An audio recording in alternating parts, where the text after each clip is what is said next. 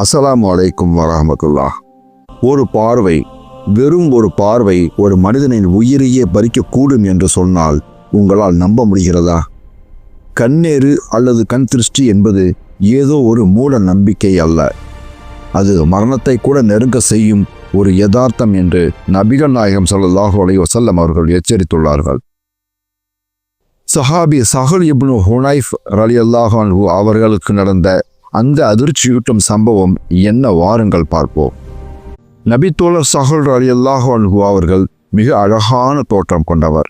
ஒரு முறை அவர் குளிப்பதற்காக தனது மேலாடையை கழற்றுகிறார்.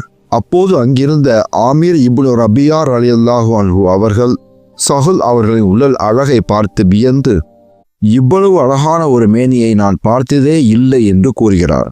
அடுத்த சில நொடிகளில் அதிர்ச்சி. சிங்கம் போல ஆரோக்கியமாக இருந்த சஹல் ரலியல்லாஹு அன்ஹு அவர்கள் அங்கேயே மயங்கி சரிந்து விழுகிறார்கள். கடுமையான வலியால் துடிக்கிறார்கள். எழுந்து நடக்கக்கூட முடியாத நிலைக்கு தள்ளப்படுகிறார்கள்.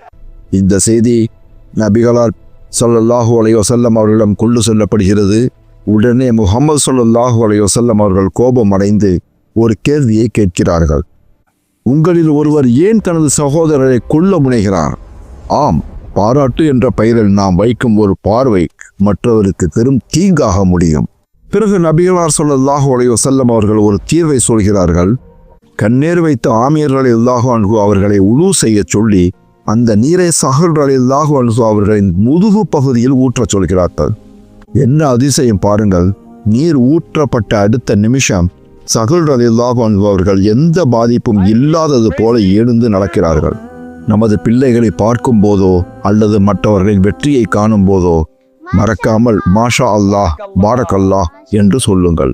உங்களை கண்ணீரிலிருந்து பாதுகாக்க தினமும் காலையிலும் மாலையிலும் அத்தியாயம் அல் பக்ராவில் உள்ள 255வது வசனமான ஆயத்துல் குர்சியை ஓதிக்கொள்ளுங்கள். மேலும் சூரா அல் இக்லாஸின் குல் ஹுவல்லாஹு அஹது ஐயும் அதனை அடுத்து வரக்கூடிய சூரா அல் ஃபலக்கினுடைய குல் அஊது பி ரப்பில் ஃபலக் மற்றும் சூரா அன் நாஸின் குல் அஊது பி ரப்பின் நாஸ் ஆகிய அத்தியாயங்களையும் ஓதி வாருங்கள். எப்போதும் கண்ணீர்களை விட்டும் நாம் பாதுகாப்பாக இறைவன் வகுத்து தந்த வழியில் இருப்போம், நடப்போம்.